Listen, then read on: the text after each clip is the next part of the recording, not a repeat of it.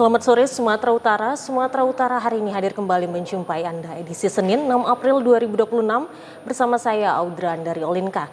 Sejumlah informasi traktual dan juga menarik telah disiapkan oleh tim redaksi kami. Berikut berita selengkapnya. KRI Bima Suci bawa misi diplomasi maritim antar negara. Gubernur Sumatera Utara dorong penambahan pekerja proyek Stadion Teladan Medan. Warga dihebohkan dengan fenomena hawa panas di dalam masjid.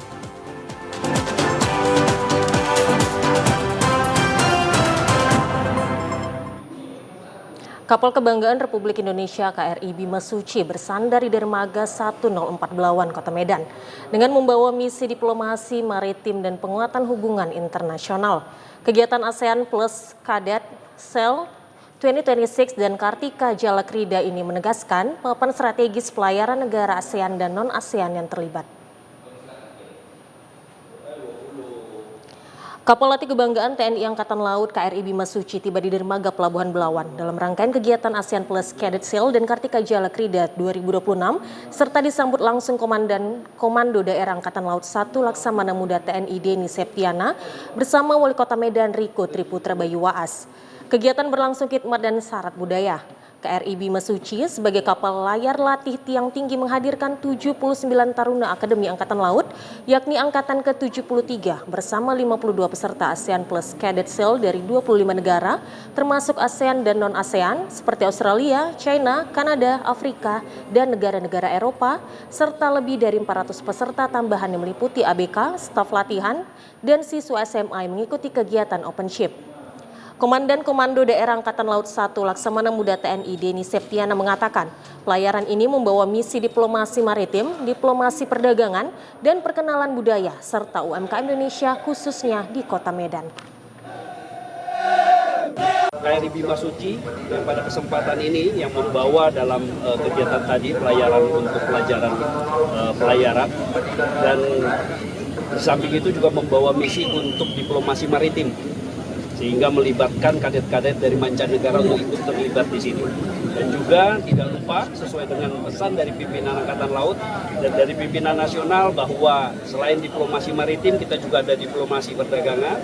Kita membawa misi-misi untuk mempromosikan UMKM kita ke seluruh dunia yang dilintasi oleh KRI Bima Suci ini. Pada kesempatan ini juga saya juga bersyukur bahwa kegiatan dari Bima Suci ini akan melaksanakan pelayaran kurang lebih 124 hari. Sementara itu, Wali Kota Medan Riko Triputra Bayu Waas merasa bangga karena Medan menjadi tempat bersandarnya KRI Bima Suci dan berharap Medan memberi kesan baik keberagaman budaya, kuliner, dan juga persaudaraan. Medan menyambut KRI Bima Suci adalah sebuah kebanggaan yang sangat luar biasa, menjadi sejarah di mana dockingnya atau merapatnya KRI Bima Suci itu bisa di Kota Medan, terutama bisa di Belawan. Dan kami tentu pemerintah Kota Medan menyambut seluruh kegiatan ini dengan tangan terbuka dan menyambut rekan-rekan taruna yang nantinya juga akan berpesiar di Kota Medan. Nah, mudah-mudahan Kota Medan ini memberikan impresi yang baik kepada seluruh taruna. Begitu banyaknya experience nanti yang mereka lihat di Kota Medan ini, mudah-mudahan bisa menambah experience mereka untuk nanti mereka sampaikan kepada dunia, ya, karena mereka adalah utusan dari banyak negara. Dan kami pernah datang ke Kota Medan, dan kami juga bangga pernah hadir di Kota Medan. Kami juga melihat bagaimana persaudaraan yang ada di Kota Medan. Selama 3 hari berada di Belawan, para taruna dan peserta APCS melaksanakan courtesy call kepada Dankoderal 1 dan Gubernur Sumatera Utara, open ship bagi masyarakat, deck reception, olahraga bersama, bakti sosial, serta kunjungan budaya ke Istana Maimun dan juga Museum Rahmat. Seluruh rangkaian kegiatan ini tidak hanya mempererat persahabatan antar bangsa, namun juga menjadi wahana pembelajaran lapangan bagi calon pemimpin TNI Angkatan Laut masa depan yang profesional, tangguh, dan juga berwawasan global. Gubernur Sumatera Utara Bobi Afif Nasution mendorong dilakukannya penambahan jumlah pekerja proyek renovasi Stadion Teladan Medan agar waktu pengerjaan dapat dipercepat dan sesuai dengan target, yakni pada pertengahan bulan Mei, sehingga siap digunakan sebagai lokasi laga tim nasional Indonesia U19 di ajang Piala AFF tahun 2026.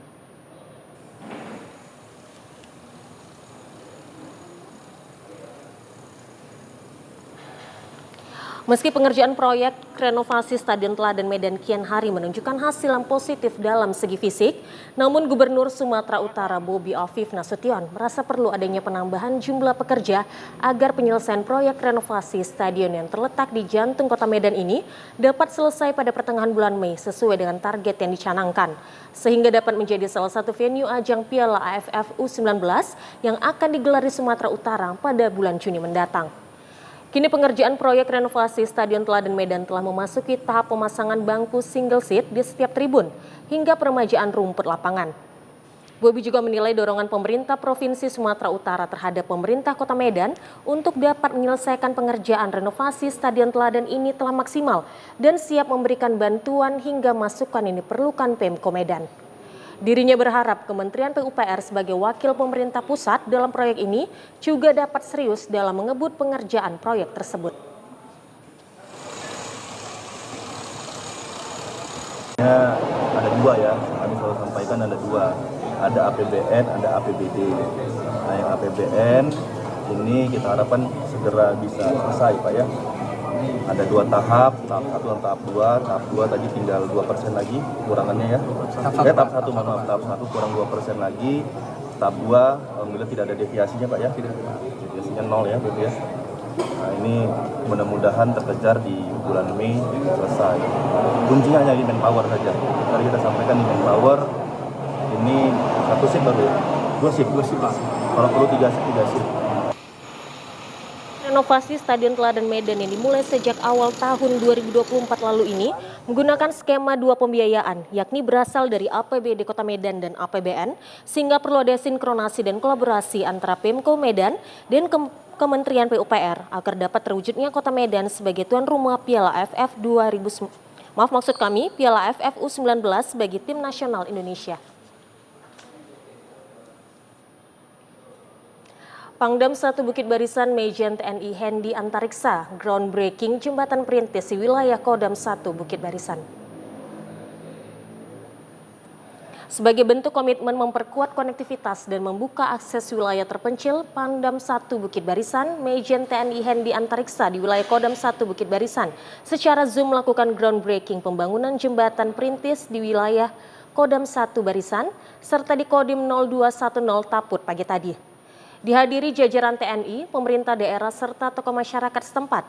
Pembangunan jembatan ini di wilayah Kodam 1 Bukit Barisan sebanyak 300 unit yang dimana diharapkan menjadi solusi atas keterbatasan akses transportasi yang selama ini menjadi kendala utama bagi masyarakat dalam menjalankan aktivitas ekonomi, pendidikan, dan juga pelayanan kesehatan.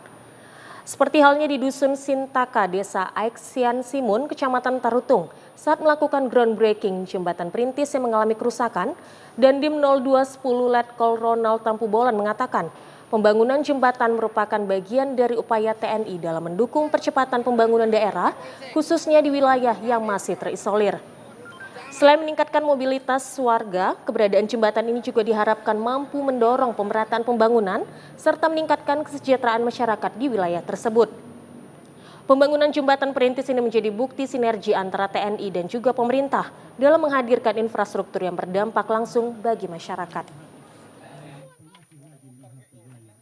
Kami mengadakan kegiatan groundbreaking pembangunan jembatan secara serentak di wilayah Kodam 1 Bukit Barisan. Tadi sudah dibuka oleh Bapak Panglima Kodam melalui Zoom di daerah Langkat dan kami di sini juga melakukan kegiatan secara paralel. Intinya kegiatan ini adalah membantu masyarakat, khususnya bagi masyarakat yang desa-desa ataupun wilayah yang mengalami jembatan rusak ataupun jalan putus akibat jembatan yang rusak.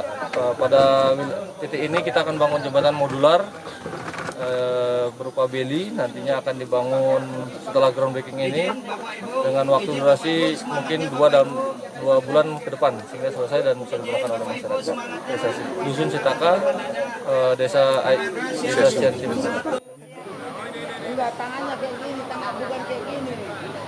Sesuai dengan arahan Presiden Republik Indonesia Prabowo Subianto yang dilaksanakan Dandim 0204 Deli Serdang dan secara resmi diinstruksikan Pangdam 1 Bukit Barisan, pembangunan jembatan Armco di Desa Korajem, Kecamatan Dolok Merawan, Kabupaten Serdang Bedagai dalam waktu 2 pekan ke depan akan terbangun. Hal tersebut disampaikan Dandim 0204 DS Letkol Agung Pujiantoro saat mengikuti video call bersama Pangdam 1 Bukit Barisan beserta para jajaran Dandim wilayah 1 Bukit Barisan. Mengingat letak geografis dan posisi jembatan lama yang saat ini tetap dipertahankan dan dibuka kembali oleh jembatan baru, maka hal paling tetap dilakukan dengan pembangunan jembatan Armco yang telah teruji dan kesekian kalinya dibangun oleh TNI bersama masyarakat. Dengan struktur pembangunan permanen yang menggunakan pipa baja bergelombang sebagai material utama dan jembatan ini dirancang kokoh untuk aliran air kecil dan sedang, tahan tekanan dan juga proses yang sangat cepat dan cocok untuk skala pembangunan yang sangat mendesak untuk masyarakat. Dandim 0204 Letkol Agung Pujiantoro dalam groundbreakingnya berharap dengan perhatian Presiden Republik Indonesia untuk warga Serdang Bedagai kiranya dapat bermanfaat untuk meningkatkan ekonomi masyarakat. Ini adalah program langsung dari Bapak Presiden, di mana TNI Angkatan Darat khususnya diperintahkan untuk melaksanakan pekerjaan tersebut. Kemudian sudah mulai dari bulan Desember kemarin, baik yang terdampak bencana maupun yang rusak ataupun yang dia dibutuhkan oleh masyarakat. Nah, khususnya yang di Desa Korajim ini adalah salah satu yang dibutuhkan masyarakat. Di sini kita ada satu desa, kita bangun ada 2 titik jembatan dengan spesifikasi jembatan Aramco.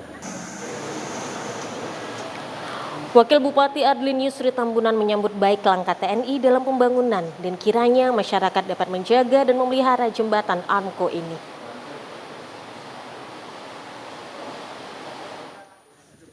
Meminta kepada seluruh masyarakat serta menjaga dan mengawasi agar jembatan nanti sudah selesai digunakan, tetap bisa digunakan dan umurnya jadi panjang. Saya berharap agar masyarakat proaktif dalam menjaga jembatan yang nantinya sudah selesai dibangun nanti. Proses pembangunan akan terrealisasi 2 pekan ke depan dengan semangat gotong royong bersama masyarakat Desa Korajim. Pihak Dewan Perwakilan Rakyat Daerah Gunung Sitoli mengingatkan pemerintah setempat tetap fokus menjalankan semua indikator pembangunan yang telah ditetapkan selama 5 tahun dalam produk hukum daerah tanpa penyimpangan dan meskipun saat ini sedang mengalami kekurangan fisikal akibat efisiensi anggaran terapan pemerintah pusat. Hal tersebut diungkapkan Ketua DPRD Kota Gunung Sitoli, Adrianus Zega, saat menghadiri musyawarah perencanaan pembangunan atau Musrenbang RKPD Kota Gunung Sitoli untuk tahun 2027. Seiring berjalannya pelaksanaan program kerja tahunan, DPRD setempat mendeteksi ketaatan pemerintah kota terhadap seluruh muatan rencana pembangunan jangka menengah daerah atau RPJMD yang kebijakan utamanya mengarah pada penguatan fondasi transformasi untuk mewujudkan Gunung Sitoli yang maju dan berkelanjutan di masa depan. Meskipun kekuatan fiskal daerah saat ini sedang mengalami permasalahan, sehubungan dengan diterapkannya efisiensi anggaran oleh pemerintah pusat, yang dimana membatasi dana transfer ke daerah. Namun diharapkan pelaksanaan program kerja pemerintah melalui OPD lingkup Kota Gunung Sitoli tetap mengacu pada arah dan kebijakan pembangunan sebagaimana dirinci dalam target kinerja yang telah ditetapkan tanpa adanya penyimpangan sedikit pun.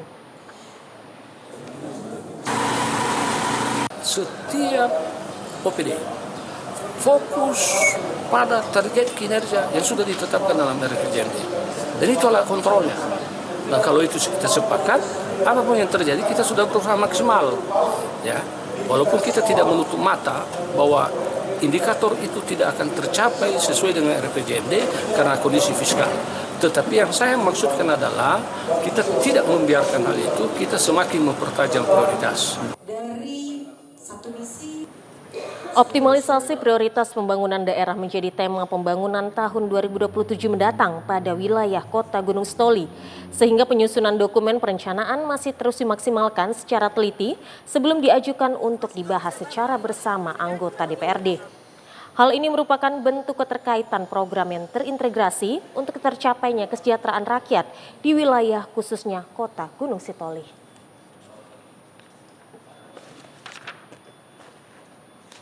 Dewan Perwakilan Rakyat Daerah Kota Gunung Sitoli senantiasa menjalankan fungsinya agar pembangunan berjalan dengan baik dan memastikan agar dampak dari pembangunan berimbas positif pada kesejahteraan rakyat. Untuk mengetahui apa saja harapan rakyat yang sudah diakomodir oleh pemerintah Kota Gunung Sitoli, saat ini kita telah terhubung dengan Ketua DPRD Kota Gunung Sitoli, Bapak Adrianus Zega. Selamat sore, Bapak. Selamat sore. Ya baik, Ya, Pak. Ya, selamat sore, Bapak. Bagaimana, terdengar jelas suara saya, Pak? Jelas, terdengar. Baik, Pak Adrianus, sejauh ini bagaimana pembangunan di wilayah Kota Gunung Sitoli, Pak?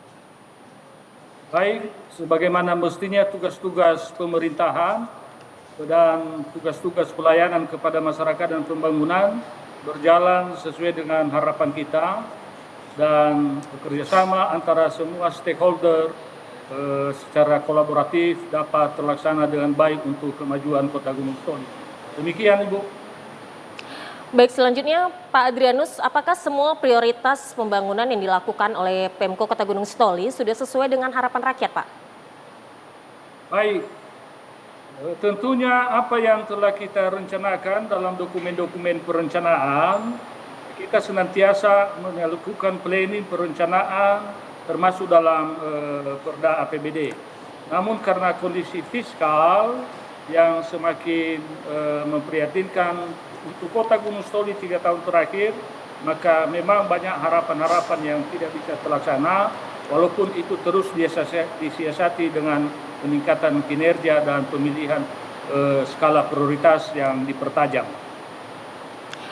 Baik, lalu Pak Adrianus sebagai wilayah terluar, menurut Bapak selaku Ketua DPRD, apakah pembangunan apa saja yang paling diutamakan oleh masyarakat Kota Gunung Sitoli, Pak? Saya kira sebagai daerah terluar, tidak hanya skop Kota Gunung Sitoli, tetapi melainkan satu kesatuan Kepulauan Nias. Jadi yang kami rasakan sekarang adalah terpisahnya Gunung Sitoli ini dari daratan, terutama dalam transportasi. Transportasi udara sangat mahal. Kita 1 jam penerbangan, sama biayanya dengan 2 jam penerbangan Medan Jakarta. Kita dari tahun ke tahun ini sangat memprihatinkan sehingga transportasi berbiaya tinggi. Ya, ini khusus transportasi udara. Transportasi darat memang agak berbiaya tinggi juga karena 1 malam di lautan itu, dan dari pusat Sumatera Utara itu 1 hari dari Medan ke Sibolga. Demikian. Baik, Pak Adrianus, lalu selanjutnya untuk program kesehatan, Pak. Untuk program kesehatan sendiri, sejauh ini bagaimana masukan dari warga Kota Gunung Sitoli, Pak? Nah, saya kira kita sudah maksimal. Seluruh puskesmas yang ada di Kota Gunung Sitoli sudah terakreditasi paripurna, dan indikator-indikator untuk itu juga semakin baik. Harapan hidup semakin tinggi, sekarang 72, stunting juga tinggal 5,4%. Dan angka kematian ibu sudah diturunkan tinggal 180 sekarang, 180 per 100.000 kelahiran.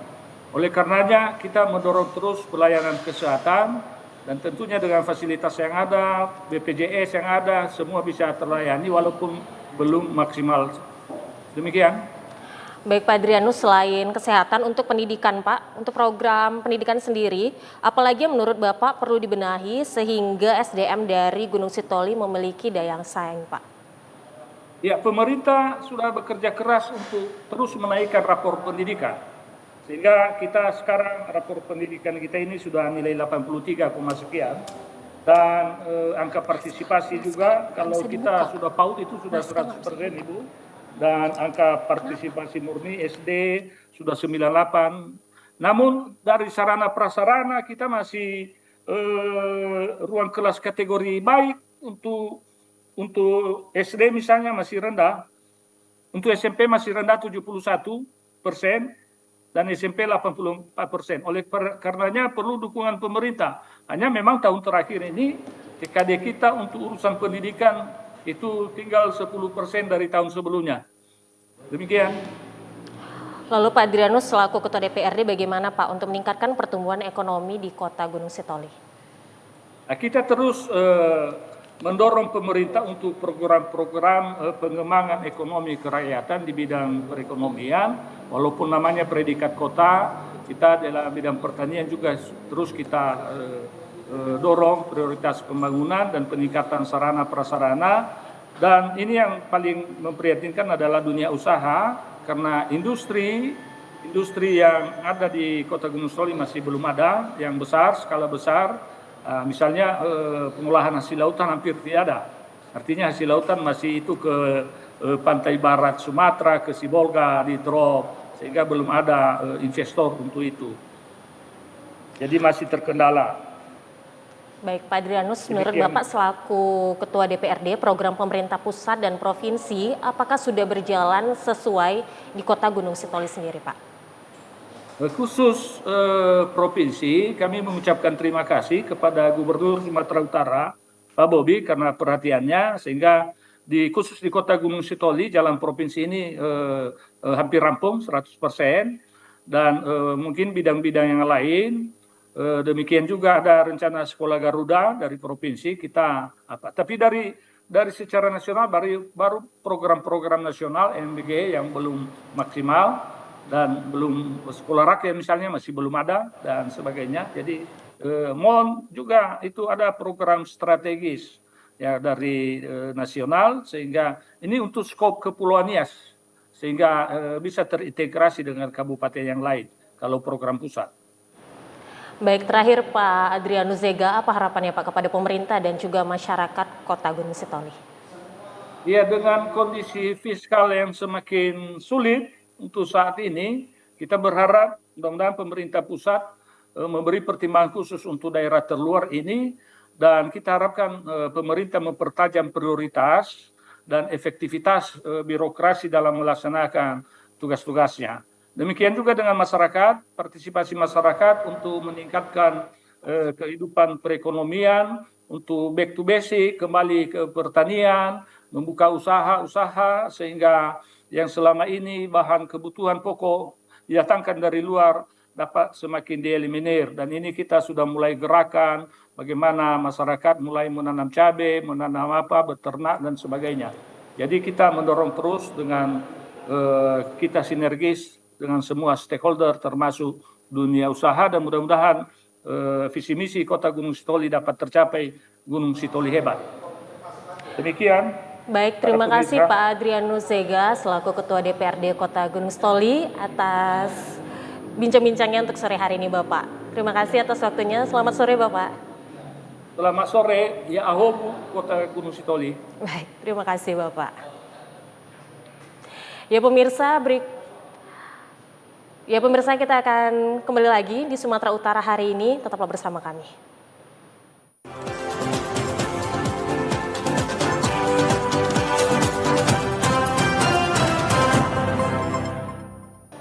Terima kasih masih bersama kami di Sumatera Utara hari ini. Pemirsa, tablik akbar yang diselenggarakan oleh Yayasan Majelis Taklim Jabal Nur dengan tema Al-Quran sebagai pedoman hidup dilaksanakan kemarin di Jalan Semencirim, Kecamatan Sunggal, Kabupaten Deli Serdang, yang dihadiri oleh siswa, orang tua, serta sejumlah tokoh masyarakat. Kegiatan ini turut dihadiri unsur Porkofimda Sumatera Utara serta perwakilan wali kota sebagai bentuk dukungan terhadap pembinaan keagamaan di tengah masyarakat. Ketua Yayasan Jabal Nur Utama, Zulfikar Hajar mengatakan, Yayasan Jabal Nur berperan aktif dalam memberikan pemahaman yang mendalam tentang pentingnya Al-Quran sebagai panduan hidup. Jadi mudah-mudahan dengan adanya kedatangan beliau ini akan bertambahlah semangat anak-anak. Akan lebih percaya lagi orang tuanya menaruhkan anaknya kemari. Nah, jadi saya pikir ini berkat Al-Quran ini tadi. Jadi tujuan saya membangun ini adalah untuk bagaimana menjadikan Al-Quran ini menjadi pedoman umat. Jadi apa buktinya itu Jabal Nur? Coba lihat. Nah, semua bukan pembangunan manusia-manusianya akan kita bina. Sementara dalam ceramahnya, Ustadz Said Agil Hussein menekankan pentingnya menjadikan Al-Quran sebagai landasan dalam bersikap, berpikir, dan mengambil keputusan di kehidupan sehari-hari. Agar kita tahu isi dan kandungan Al-Quran, maka yang pertama harus kita baca. Mencari tahu apa makna yang dibaca. Untuk kita hayati pesan-pesannya itu, kemudian selanjutnya mengamalkan isi dan kandungannya dalam kehidupan sehari-hari. Melalui kegiatan ini diharapkan peserta mampu mengamalkan nilai-nilai Al-Quran secara konsisten demi membentuk pribadi yang berakhlak dan berkontribusi positif bagi masyarakat. Ratusan jamaah memadati lapangan SIT Jabal Nur untuk mengikuti acara Tabligh Akbar dengan tema Al-Quran sebagai pedoman hidup yang digelar kemarin pagi. Acara ini bertujuan untuk mengingatkan umat Islam akan pentingnya menjadikan Al-Quran sebagai panduan dalam menjalani kehidupan sehari-hari. Dalam tausiahnya, Ustadz Said Agil Hussein mengungkapkan bahwa Al-Quran tidak hanya sebagai bacaan, tetapi juga sebagai petunjuk yang mengatur setiap aspek kehidupan umat manusia. Beliau menjelaskan bahwa setiap ayat dalam Al-Quran mengandung petunjuk untuk mengarungi kehidupan dengan penuh kebijaksanaan dari masalah pribadi hingga sosial. Menurutnya, Al-Quran bukan hanya kitab yang kita baca, tetapi juga kitab yang harus kita pahami dan amalkan dalam setiap tindakan kita. Beliau juga menambahkan bahwa kehidupan yang penuh tantangan dapat lebih mudah dihadapi jika kita menjadikan Al-Quran sebagai landasan utama dalam berpikir dan bertindak. Dengan adanya kegiatan ini diharapkan masyarakat semakin menyadari pentingnya Al-Quran sebagai pedoman hidup dan dapat mengamalkan ajaran-ajarannya dalam kehidupan sehari-hari.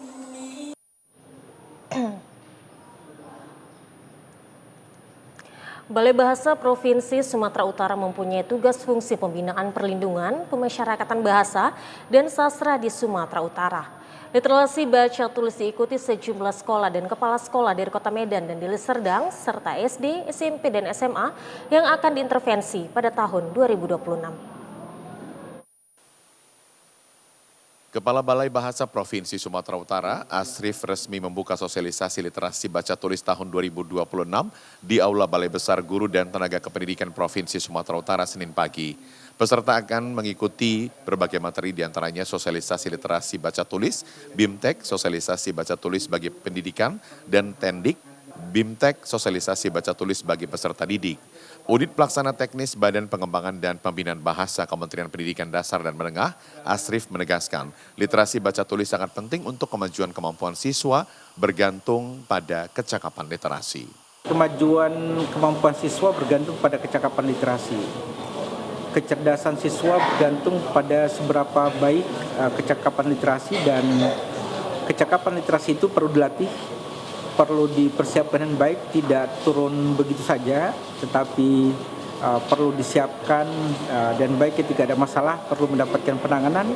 Nah, hari ini adalah penanganan atas problem literasi yang berada pada sejumlah sekolah, sehingga harapan kita adalah sekolah-sekolah kita menjadi lebih baik lagi literasinya dari tahun-tahun sebelumnya. Kedepannya Balai Bahasa Provinsi Sumatera Utara akan melakukan pelatihan terhadap fasilitator yang nantinya akan ditugaskan ke sekolah-sekolah. Setelah 4 bulan lamanya pasca bencana alam tahun lalu, masyarakat Desa Aloban Bair, Kabupaten Tapanuli Tengah mengalami krisis air bersih. Namun kini warga sudah dapat kembali menikmati air bersih tanpa menempuh perjalanan jauh ke sumber air. Krisis air bersih yang dirasakan oleh warga Desa Aloban Bair selama beberapa bulan lamanya pasca bencana alam yang terjadi di penghujung tahun lalu memang sangat menyulitkan.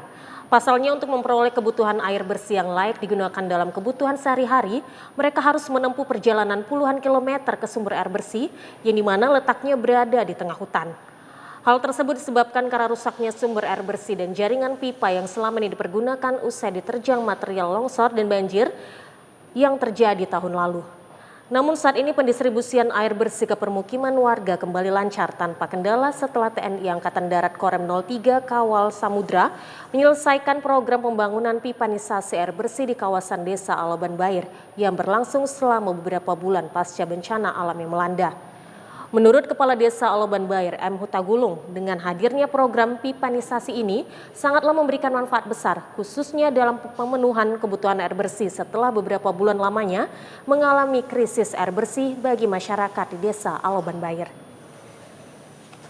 Telah menyalurkan bantuan untuk desa kami melalui TNI, yaitu bantuan pipanisasi yang bisa kita lihat saat ini adalah sumber airnya yang sudah sampai ke Desa Aloban Bair dan sudah masuk ke rumah-rumah warga.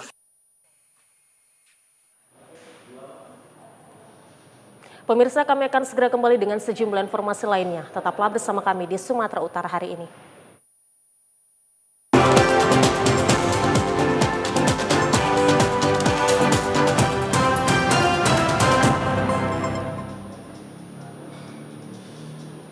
Jemaat Gereja Batak Karo Protestan atau GBKP Jalan Pintu Air 4 Kota Medan menyambut ibadah Paskah dengan penuh sukacita karena kebangkitan Kristus menjadi penyelamat bagi umat yang mempercayai Tuhan Yesus Kristus. Ya, ibadah takari kari pedalan. Kegiatan Paskah diawali dengan ibadah Paskah subuh bagi jemaat dewasa, sedangkan anak sekolah minggu juga merayakannya, dimulai dengan pawai obor untuk menuju lokasi ibadah. Berjalan sambil membawa obor bagi anak sekolah minggu menjadi satu kegiatan yang sangat dinantikan seluruh anak karena meski dimulai pada pukul 5 pagi namun seluruh anak sangat antusias. Sementara itu ibadah Paskah umum pada pukul 09.00 WIB juga menjadi momentum penting bagi seluruh jemaat karena ibadah ini mempertegas jika kebangkitan Yesus akan menjadi jalan penyelamat bagi umat Kristiani. Tema ibadah Paskah di GBKP Jalan Pintu Air 4 Medan percaya terhadap kebangkitan Yesus. Pendeta Bethesda Ginting dalam khotbahnya mengajak seluruh jemaat yakin terhadap kebangkitan Yesus harus diperlihatkan dari perbuatan dan ketekunan dalam mengandalkan Yesus dalam kehidupan sehari-hari. Jemaat juga diharapkan agar iman kepercayaan akan kebangkitan Yesus menjadi penyemangat dalam meneladani Yesus dalam kehidupan sehari-hari. Sebagai tanda sukacita, rangkaian Paskah dilakukan dengan berbagai perlombaan seni dan olahraga, juga dilakukan di lingkungan gereja sebagai wujud sukacita Paskah. Aneka perlombaan Paskah diikuti seluruh jemaat mulai dari anak sekolah minggu hingga jemaat lansia. Koordinator Giat Paskah dari Terpuk 8, Happy Kaban berharap melalui rangkaian kegiatan Paskah dapat menyatukan seluruh jemaat GBKP Jalan Pintu Air 4 agar senantiasa mengambil bagian dalam pelayanan di tengah gereja sehingga nama Tuhan semakin termulia. Selain itu kegiatan Paskah juga mempererat tali persaudaraan antar sesama jemaat.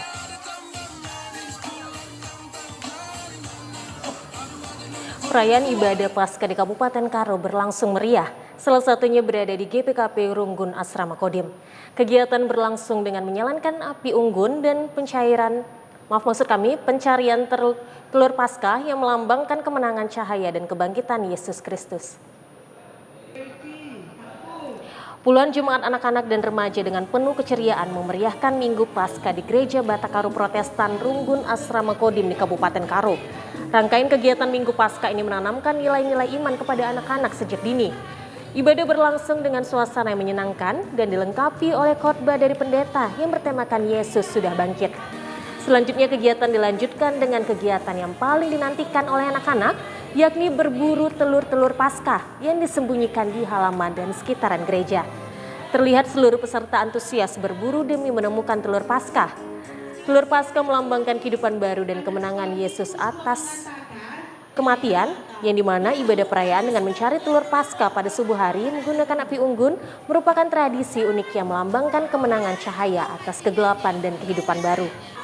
Koordinator ibadah Novita Sani Beru Sembiring mengatakan bahwa kegiatan ini dilakukan agar anak-anak juga dapat memahami makna Paskah, membentuk karakter Kristen pada kanak, serta meningkatkan partisipasi aktif ibadah kebaktian anak dan juga remaja. Oke, harapannya pasti yang baik-baik, biar kiranya anak-anak ini lebih cinta Tuhan, sadar akan pengorbanan Tuhan, supaya mereka juga tahu bahwa pengorbanan Tuhan itu walaupun mereka nggak lihat, mereka yakin ada diingatannya melalui proses api unggun, kemudian proses mencari telur, nyanyi bersama, memberikan persembahan dalam bentuk kolekte. Jadi ada memori masa kecil mereka yang nantinya akan dibagikan lagi ke anak-anaknya atau ke teman-temannya. Secara garis besar anak-anak sekarang luar biasa. Mereka punya kreativitas ya di luar kadang-kadang kemampuan sebagai guru sekolah minggu. Tapi harapan kami adalah mereka lebih lagi cinta Tuhan dengan cara mencintailah lagu-lagu KKR. Lebih mencintai lagi, menghafal dengan gerakannya, bernyanyi dengan sukacita tanpa paksaan, dan mengikuti semua kegiatan sekolah minggu. Sementara itu, salah seorang peserta Rainer Sinukaban mengungkapkan sukacita dan keseruan mengikuti ibadah dan perayaan telur Paskah karena dapat membangun iman dan refleksi saling berbagi serta kebersamaan. Pesannya sangat baik karena sudah banyak firman yang kami dengar. Jadi untuk kita semua, acara ini bukan hanya sekedar acara, tetapi dapat menguatkan iman kita lebih percaya kepada Tuhan.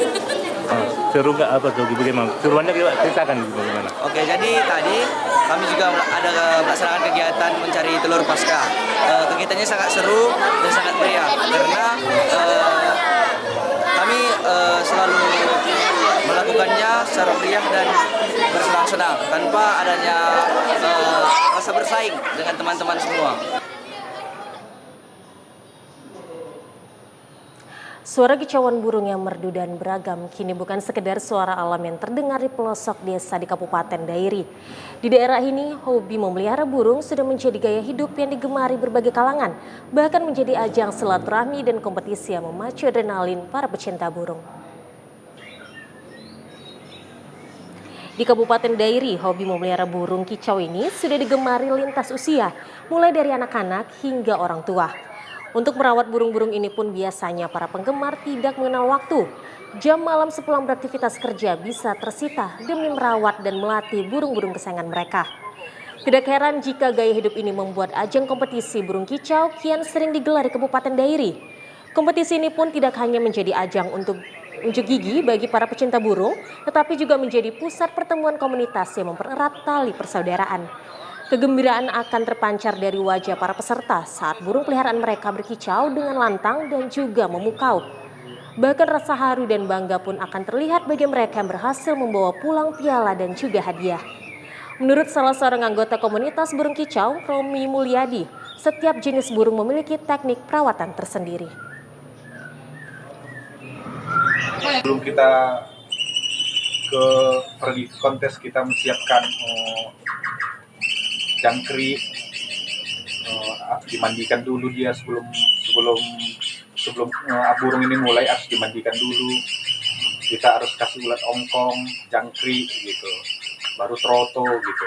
Jadi pun setelah burung begitu nyampe ke lokasi, baru kita panas-panasi dulu burungnya dengan burung lawan yang lain gitu Bang, kira-kira. Dalam setiap kompetisi, suasana terasa sangat hidup. Puluhan sangkar burung akan terpajang rapi, bahkan jenis burung yang dipertandingkan pun beragam jenis, mulai dari murai, kacer, kenari, lovebird, dan burung konin. Selain menyalurkan hobi yang sehat dan positif, hobi memelihara burung ini juga dinilai telah menggerakkan ekonomi lokal karena meningkatkan omset dari penjualan burung, pakan, hingga aksesoris sangkar.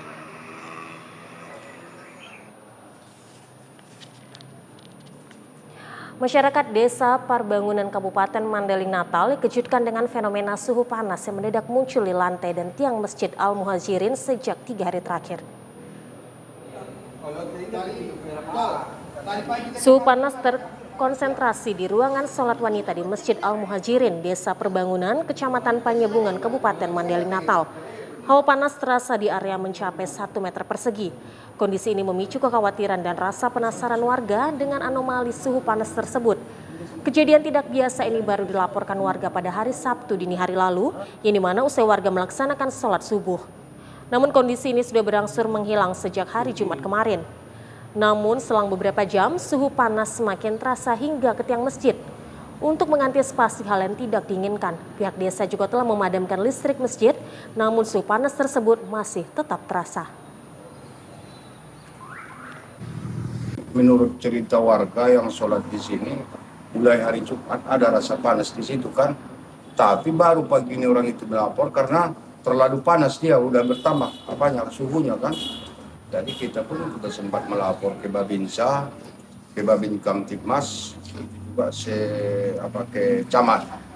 Saya tahu nggak bisa memastikan dari mana dia kan, makanya kita panggil orang PLN untuk memastikan apa akibat arus, apa macam mana, baru nanti bisa kita pastikan. Sementara pihak desa telah melaporkan kondisi ini ke pemerintah daerah untuk menindaklanjuti fenomena alam tersebut. Sehingga Badan Penanggulangan Bencana Daerah Mandailing Natal bersama Pusat Vulkanologi Mitigasi Bencana Geologi telah melakukan mitigasi pengecekan suhu panas yang keluar dari balik lantai keramik dan tiang masjid tersebut. Keluarga korban penghilangan nyawa seorang wanita muda di Kota Kisaran, Kabupaten Asahan, meminta agar pelaku dihukum berat sesuai dengan perbuatannya. Pernyataan tersebut disampaikan oleh pihak keluarga saat proses rekonstruksi kasus penghilangan nyawa seorang wanita berinisial AIP yang berusia 20 tahun.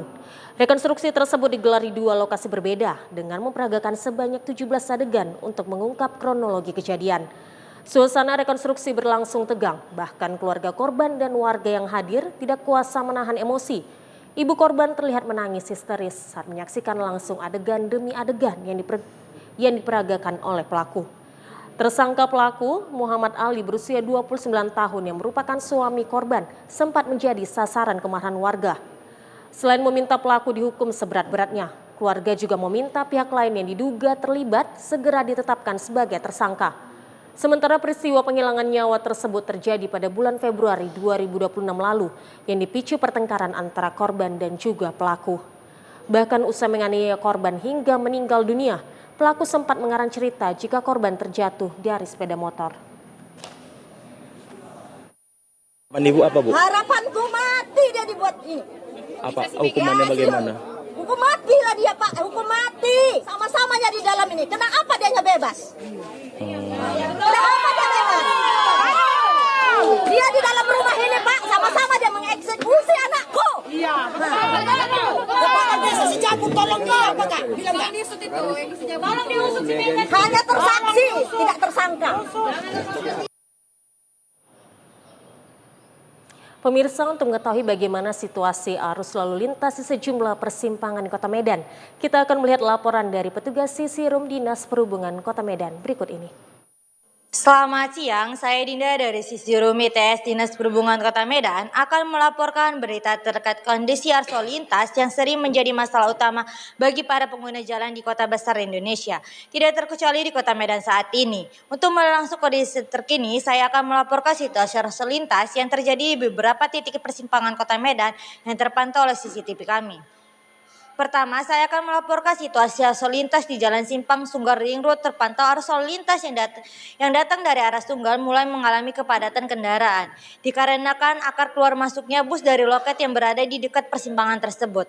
Namun, petugas Dinas Perhubungan tetap memonitoring situasi arus lalu lintas untuk guna mengurai kemacetan yang terjadi. Selanjutnya kita menuju ke Jalan Simpang, Jalan Pandu Cirebon. Terpantau arus lalu lintas yang datang dari Jalan Pandu mengalami kepadatan volume kendaraan. Yang datang dari arah Cirebon dan SM Raja terpantau ramai lancar. Petugas Dinas Perhubungan tetap melakukan pengaturan lalu lintas untuk guna mengurai kemacetan yang terjadi. Kemudian kita melaporkan situasi arus lalu lintas di Simpang Kejaksaan S. Parman. Terpantau saat ini situasi arus lalu lintas di Jalan S. Parman ramai lancar. Begitu juga arah sebaliknya. Di Jalan S. Parman terpantau arus lalu lintas masih ramai lancar.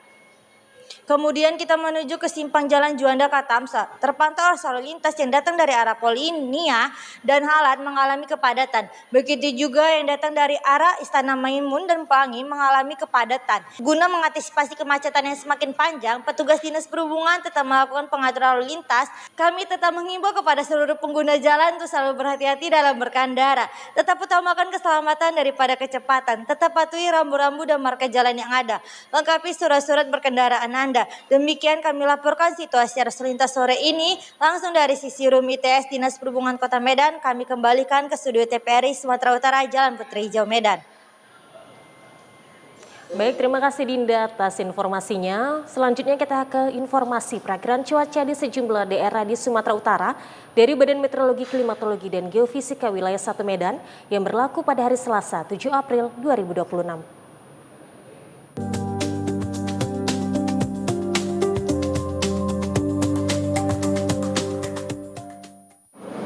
Halo Sobat BMKG, kembali bersama saya Enda Paramita, perakirawan BMKG Wilayah 1 yang akan memberikan informasi perakiraan cuaca untuk esok hari, Selasa 7 April 2026 di wilayah Sumatera Utara. Pada pagi hari diperkirakan berawan. Untuk siang dan sore hari diperkirakan hujan ringan hingga sedang di sebagian besar wilayah Sumatera Utara, di mana hujan sedang terjadi di Asahan, Dairi, Deli Serdang, Kumbang Hasudutan, Karo, Binjai, Labuhan Batu Selatan, Langkat, Mandeli Natal, Padang Lawas Utara, Pematang Siantar, Samosir, Simalungun, Tapanuli Selatan, Toba, dan sekitarnya. Untuk malam hari masih diperkirakan hujan ringan hingga sedang, di mana hujan sedang terjadi di Medan, Binjai, Dairi, Deli Serdang, Karo, Langkat, Padang Lawas, Padang Lawas Utara, dan sekitarnya. Untuk dini hari diperkirakan hujan ringan di wilayah Kepulauan Nias. Untuk suhu udara diperkirakan 15 hingga 32 derajat Celcius dengan kelembapan udara 77 hingga 99%. Angin bertiup dari arah selatan hingga barat daya dengan kecepatan 3 hingga 7 km per jam. Kepada masyarakat dihimbau untuk tetap waspada terjadinya hujan ringan hingga sedang dalam durasi yang cukup panjang di wilayah Kepulauan Nias, pantai barat, lereng timur Sumatera Utara yang dapat menyebabkan bencana hidrometeorologi seperti banjir dan longsor. Demikian perakiran yang dapat saya sampaikan. Semoga bermanfaat dan terima kasih.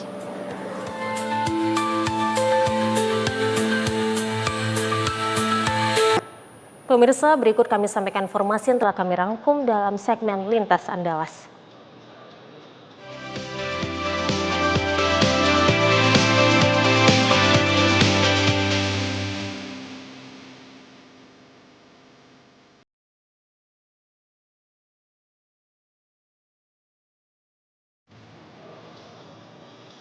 Selain memiliki Teluk Kiluan yang merupakan objek wisata dengan panorama kelas dunia, Lampung juga memiliki pantai yang dijadikan sebagai tujuan para peselancar internasional. Namanya Pantai Tanjung Setia Krui di pesisir barat Lampung.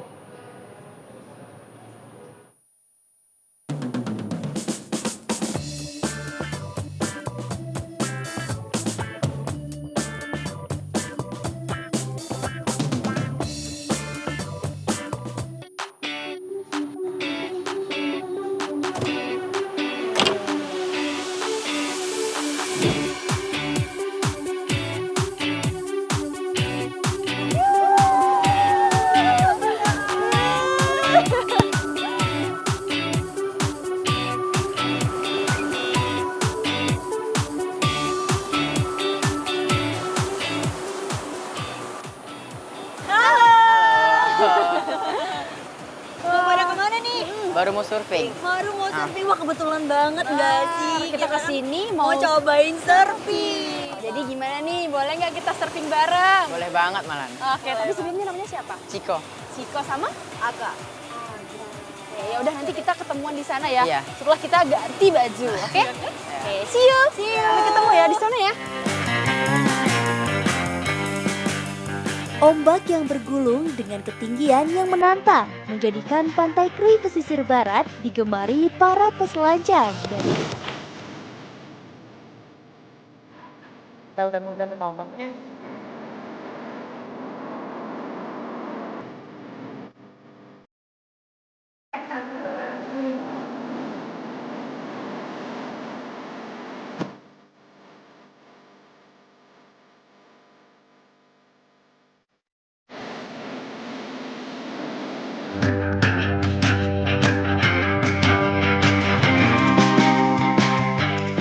Pantai yang langsung berhadapan dengan Samudra Hindia ini memiliki garis pantai sepanjang 210 km. Gulungan ombaknya bisa mencapai 7 meter dengan panjang mencapai 200 meter.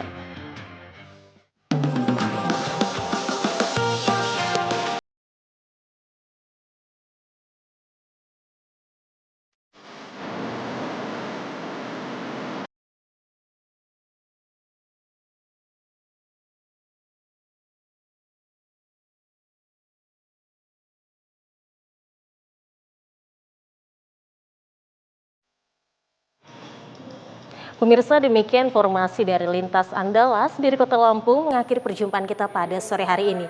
Saya Audrandha Rolinka beserta seluruh kerabat kerja yang bertugas mengucapkan terima kasih atas perhatian Anda. Selamat sore dan sampai jumpa.